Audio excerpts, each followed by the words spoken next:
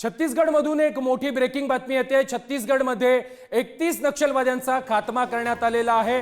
या चकमकीमध्ये 2 जवान देखील शहीद झालेले आहेत, तर 2 जवान जखमी झालेले आहेत।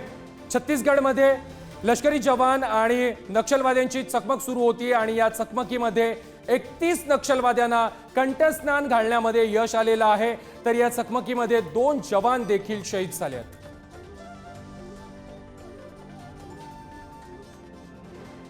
या संदर्भात अधिक माहिती देत आहेत आमचे प्रतिनिधी आशिष अग्रवाल।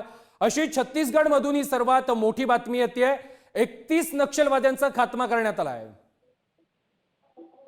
नक्कीच प्रथमेश आज सकाळपासून पोलीस विभागाचे जवान जे नक्षल विरोधी अभियान राबवत असताना बिजापूर जिल्ह्यातील नॅशनल पार्कच्या जवळ असलेल्या जंगलात त्यांच्या पोलीस विभागाने नक्षल्यांमध्ये चकमक झाली। त्यामध्ये आतापर्यंत तब्बल 31 नक्षल्यांना कंठस्नान घालण्यात यश आले आहे।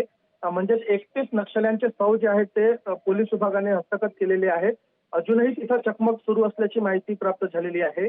यामध्ये 2 जवान जे आहेत ते सुद्धा शहीद झालेले आहेत व 2 जवान जखमी आहेत। त्यांना बिजापूर येथील रुग्णालयात आणण्याची तयारी सुरू आहे आणि बिजापूर रुग्णालयात हेलिपॅड पर्यंत सुरक्षा सुद्धा खूप वाढवण्यात आली असल्याची माहिती प्राप्त झालेली आहे। प्रथमेश, नक्कीच आशिष, धन्यवाद तुम्ही दिलेल्या माहिती संदर्भात।